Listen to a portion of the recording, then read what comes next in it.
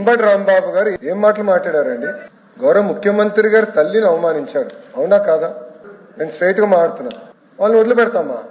అధ్యక్ష, మా సొంత కార్యకర్త భారతిరెడ్డి గారి గురించి మాట్లాడితే ఇమ్మీడియట్ గా మేము యాక్షన్ తీసుకున్నాం. జైలుకి వెళ్ళాడు అధ్యక్ష, రిమాండ్ మేము పంపించాం అధ్యక్ష. అది మాకు ఉన్న చిత్తశుద్ధి. ఒక మహిళ గురించి ఎవరైనా మాడితే మేము ఎమోషనల్ అవుతాం. మీరెక్కడ అవ్వట్లేదు. మేము ఒక్క నిమిషం మాజీ ముఖ్యమంత్రి గారు ఏం చెప్పారు? అక్కడికి వెళ్ళి 2 చిన్న మాటలు చెప్పారన్నారు. మీకు తెలియకపోతే మీరు బయటకు వెళ్ళొచ్చు. ఆయన ఏమన్నారు? 2 చిన్న మాటలు చెప్పారంట. ఒక తల్లిని అవమానం చేస్తారు, 2 చిన్న మాటలు ఉంటాయి మీకు?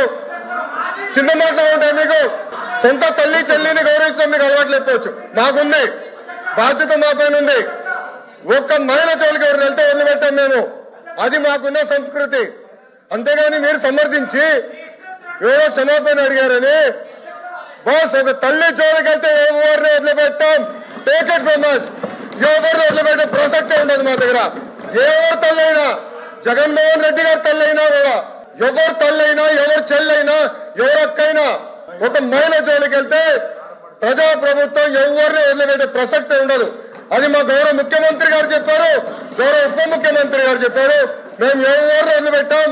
ముందు మీరు చూస్తారు కదా. అది